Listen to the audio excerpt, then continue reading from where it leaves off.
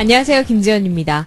흔히 뇌졸중이나 중풍하면요, 어느 날 갑자기 찾아와서 우리의 생사를 좌우하는 아주 큰 병으로 알고 있습니다.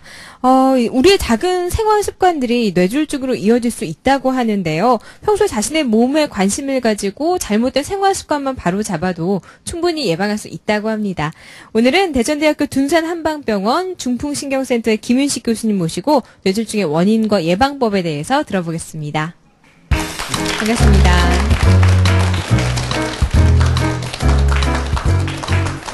네, 교수님, 요즘처럼 이렇게 추운 겨울이면요, 뇌졸중의 위험이 더 커질 수도 있죠? 네네. 겨울철이 되면 날씨가 추워지면서 만물이 움츠러들게 됩니다. 우리의 몸과 마음도 움츠러들고요. 몸속의 혈관도 움츠러들게 됩니다. 혈관이 수축하게 되면 혈액순환에 장애가 생기고 또 혈압도 더 상승하게 됩니다. 특별히 면역력이 약해져 있는 만성질환자나 노약자들의 경우 이 시기에 뇌졸중이 더 심하게 오거나 사망하는 예가 상당히 많습니다. 사실 뇌졸중의 발생률은요, 발병률은 1년 12개월 거의 비슷합니다. 그렇지만 12월, 1월, 2월 겨울철이 되면 사망률이 10에서 15% 상승하기 때문에 겨울철에 뇌졸중에 대해서 더 조심하고 관리를 해야 될 필요가 있겠습니다. 네, 그런데 전 세계적으로 지금 한 3천만 명의 뇌졸중 환자가 있다고 합니다. 우리나라에서의 발병률도 상당하죠? 네. 우리나라의 경우 2000년도 이전에는 연간 10만 명 이하의 환자들이 발생을 했었습니다. 그렇지만 2010년이 되면서 환자의 수는 12만에서 13만 명 정도가 발생을 하고 있고요.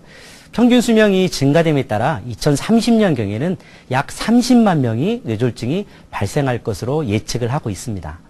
숫자가 상당한 것 같은데요. 아까 저희가 시작할 때도 말씀드렸지만 이게 어느 날 갑자기 생긴다기보다는 생활 습관에 의해서 이렇게 생기는 병이라고 들었어요. 맞는 얘기인가요? 그렇죠.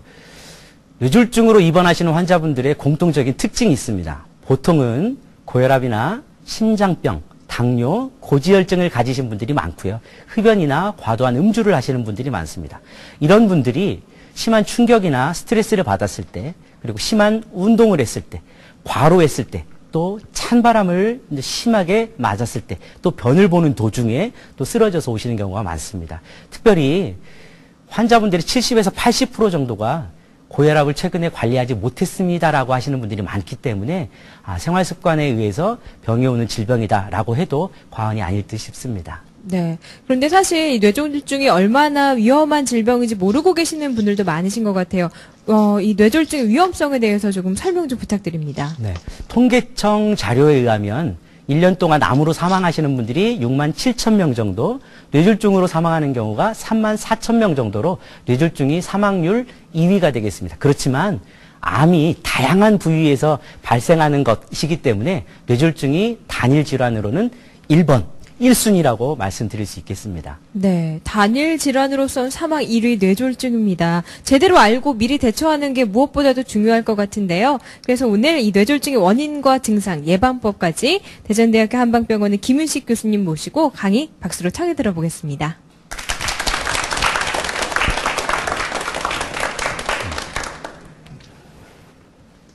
(60대) 이후에 노년층에게 질문을 했습니다. 내가 평생에 이런 질병은 걸리지 말아야겠다. 이런 병은 안 돼요. 라고 하는 것들을 설문을 했습니다. 1위가 무엇이 나오는지 아십니까? 바로 뇌졸중입니다. 2위는 치매, 3위는 암입니다. 도대체 뇌졸중이 어떤 질환이길래 많은 사람들이 이 병을 걸리기 싫어할까요? 오늘 한번 풀어 나가보도록 하겠습니다. 먼저 여러분 학창시절로 한번 돌아가 보겠습니다. 뇌에 대해서 오늘 먼저 말씀을 드리겠습니다. 뇌의 무게는요, 1,400g, 몸무게의 약 2%에 해당이 됩니다. 2%에 해당이 됨에도 불구하고 우리 몸의 심장에서 펌프질하는 혈액의 15%를 뇌에서 받습니다. 또 우리 몸에 사용되고 있는 포도당의 75%가 바로 뇌에서 소비가 되고 있습니다. 그만큼 뇌가 중요하다는 얘기겠죠. 그래서 제가 뇌는 중앙 제어 장치다 이렇게 표현을 하고 싶습니다. 여러분들이 배웠던 것처럼 뇌는 인식하고 판단하는 것을 이 앞에 센터가 있습니다. 여러분들이 운동하고 감각을 느끼는 것도 이 뇌에 센터가 있습니다. 말하고 말을 이해하는 것도 뇌의 좌측 왼쪽 측면에 위치를 하고 있습니다. 중심을 잡는 것도 뇌의 센터가 있습니다. 보고 느끼는 것도 뇌의 센터가 있습니다. 중심을 잡습니다. 중심. 작은 뇌, 이 뒷머리 쪽에 중심이 있고요. 여러분들 혹시 숨골이 어딘지 아십니까? 네. 네. 일반적으로 숨골 하면 아이들 천문을 표현하시는 분들이 많은데요. 사실은 숨골은 뇌 저 뒤쪽 가운데 안쪽에 위치를 했습니다.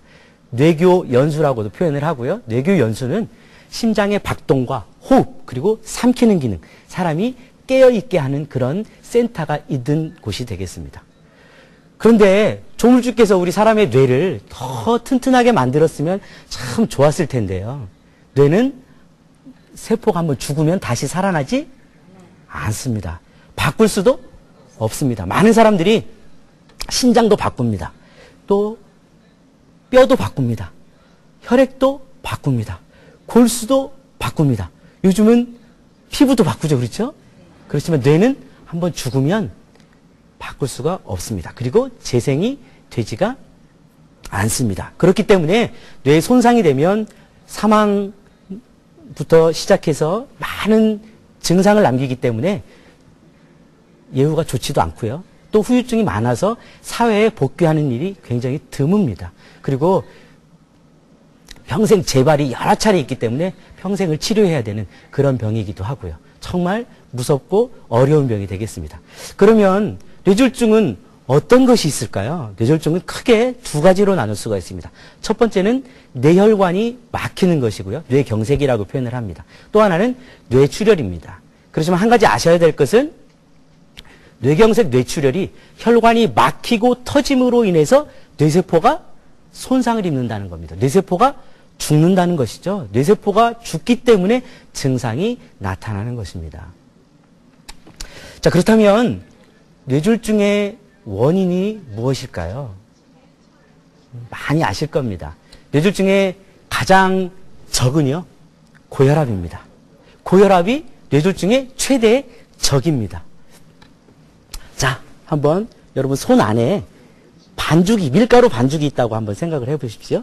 자, 여기에 압력을 주지 않을 때, 힘을 주지 않을 때는 괜찮습니다. 만약에 힘을 주기 시작을 하면요, 압력을 가하기 시작하면 어떤 일이 발생하죠?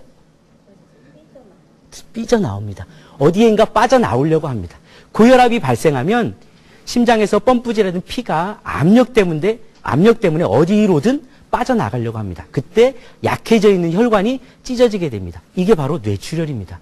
또 고혈압으로 인해서 심장의 기능이 잠깐 기능을 떨어뜨리게 될 때가 있습니다. 이것으로 인해서 뇌경색이 많이 발생을 합니다.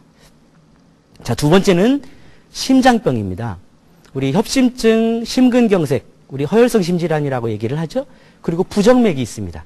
그리고 판막 질환이 있습니다. 이렇듯 심장에 문제가 있는 분들은 혈관 안에 피떡이 많이 발생합니다. 혈전이라고 들어보셨죠? 네, 이것이 돌아다니다가 뇌 속이나 심장이나 여러 가지 혈관에 막히게 됩니다. 그때 머리에 막혔을 경우에 우리가 뇌색전, 뇌서혈전, 뇌경색이라고 표현을 합니다. 대신 뇌경색이 올 때는요, 고혈압에 비해서 훨씬 크게 오고 위험하게 옵니다. 세 번째는 당뇨입니다. 당뇨. 당뇨는 한자어로 설탕당자 소변뇨. 예전에 그렇게 표현을 했다면 요즘은 고혈당, 노풀고 피혈 설탕당. 피 속에 설탕이 많이 들어있다. 한마디로 설탕피, 꿀피. 네, 물과 설탕을 비교를 해보겠습니다. 어떤가요? 잘 흘러가기가 어떻죠? 네, 물은 잘 흐르는데 설탕이나 꿀은 잘 흐르지 않습니다. 이유는 점도 때문에 그렇습니다. 끈적임이 많아서 잘 흐르지 않습니다. 혈액이 잘 흐르지 않기 때문에 우리 몸속에 작은 혈관은 어디든지 막힐 수가 있습니다. 그래서 당뇨 환자들의 경우는 여러 군데 뇌경색이 오는 경우가 훨씬 많습니다. 네, 그리고 네 번째는 동맥경화 및 고지혈증입니다. 고지혈증도요, 노풀고 기름지 피혈. 피 속에 기름기가 많다. 여기 주부님들이라서 설거지 많이 해보셨죠? 저도 가끔 설거지를 좀 도와줍니다. 김치 먹은 그릇은요, 설거지하기 정말 편합니다. 그렇지만 고기를 담았던 그릇은 기름기가 그릇에 많이 묻어 있습니다. 먹고 난 이후에 뒤를 돌아보면 프라이팬에 기름이 정말 많이 껴 있습니다. 설거지를 하려면 물로는 절대 되지 않습니다. 자, 우리 몸에도 기름기가 많이 있습니다. 가장 많은 피 속이고요. 간에도 쌓일 수 있고요. 또 복부나 여러 가지 인체에 많이 쌓입니다. 혈관 안에 기름기가 많은 것을 고지혈증이라고 합니다. 고지혈증이 오래 지속이 되다 보면 거기에 찌꺼기가 쌓이게 됩니다. 조금씩 그게 많이 쌓이게 돼서 혈액이 통하지 않게 되면 뭐가 되겠어요? 바로 뇌경색이 올 가능성이 높아지는 겁니다. 그래서 많은 사람들한테 기름기를 줄이십시오. 지방식을 줄이셔야 됩니다. 라고 하는 표현이 그것 때문에 그렇습니다. 자, 그리고 한 가지 더. 흡연에 대해서, 담배에 대해서 말씀드리고 싶습니다. 담배 하면 담배 속에 한 10가지 이상의 발암물질이 있습니다. 그 발암물질이 암을 유발하는구나 라고만 알고 있지 실제 혈관에 미치는 영향에 대해서 사람들은 정말 많이 모르고 있습니다. 담배 자체는요, 혈관을 수축하게 하는 역할을 합니다. 혈관이 수축이 되면 혈액이 순환이 안 되겠죠. 또 하나는 혈관 내벽에 상처를 냅니다. 혈관 내벽에 상처가 나면 어떻게 되겠어요? 딱지가 생기겠죠? 근데 피 속에 흘러다니게 되면 그 딱지가 언제 떨어져 나가서 다른 곳에 막을지 모릅니다. 또 한 가지는 혈액을 응고시키는 나쁜 작용을 하고 있습니다. 그래서 고혈압이나 당뇨나 심장질환을 앓고 있는 분들이 거기에 담배까지 피게 되면 어떻게 되겠습니까? 그만큼 중풍이 발생할, 뇌졸중이 발생할 확률이 훨씬 높아지는 것이 되겠죠. 그래서 이 5가지를 중풍의 5대 원인이다라고 얘기를 합니다. 기타, 또 비만이나 또 그 임신 중에 약물 사용, 또 고호모시스테인 혈증 이런 것들이 중풍, 뇌졸중의 중요한 원인이 되겠습니다. 그럼 진단은 어떻게 할까요?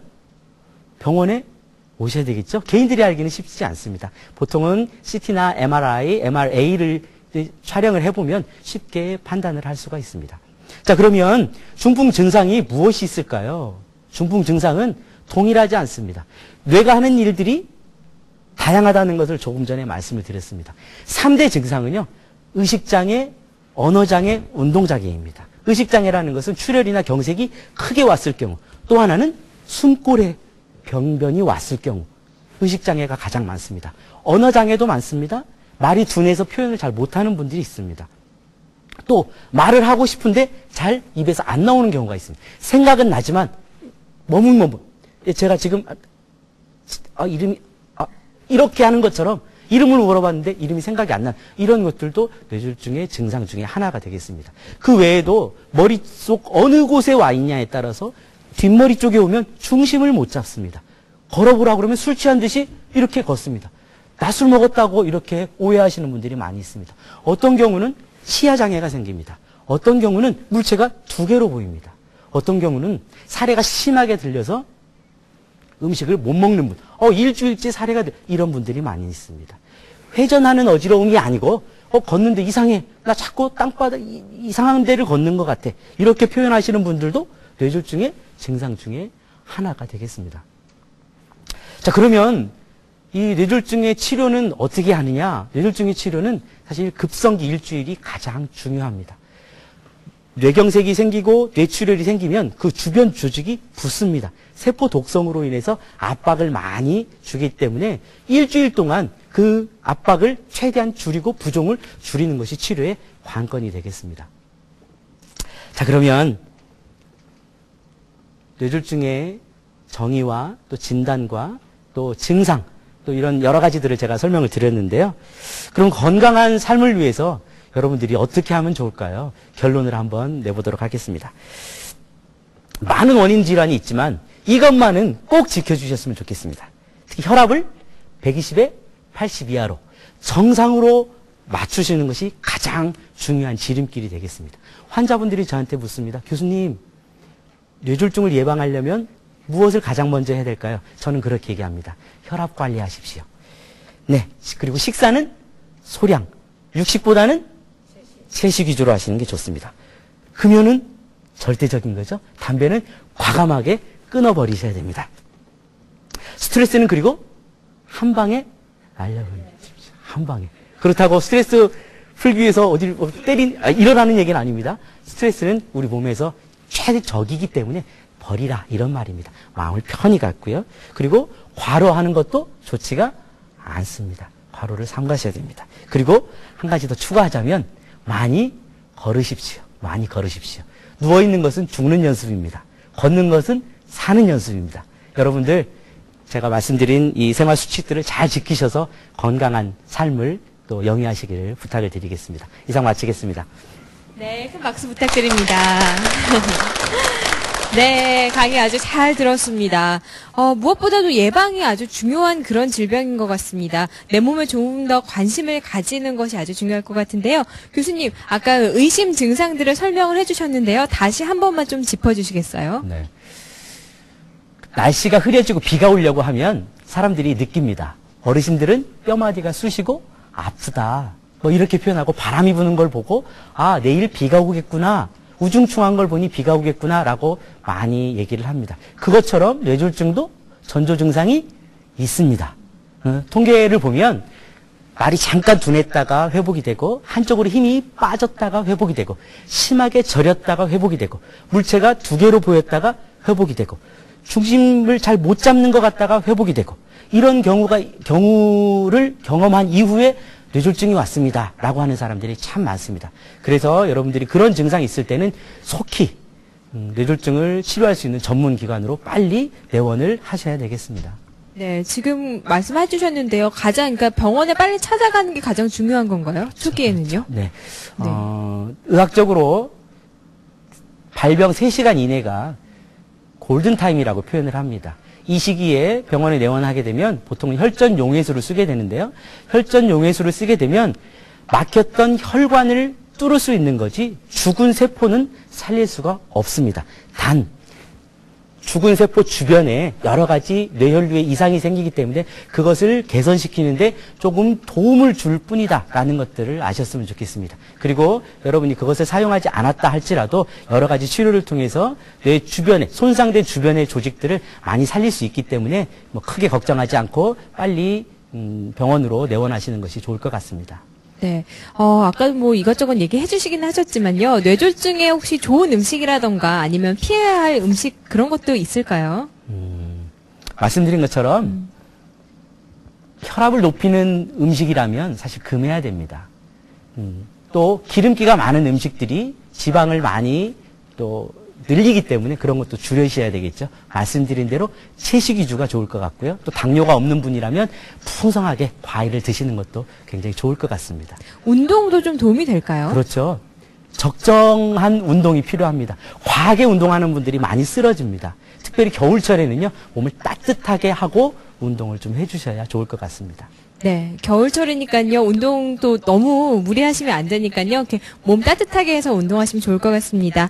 해마다 전 세계적으로 1,500만 명의 뇌졸중 환자가 발생하고요. 그 중에서도 600만 명이 사망을 한다고 합니다.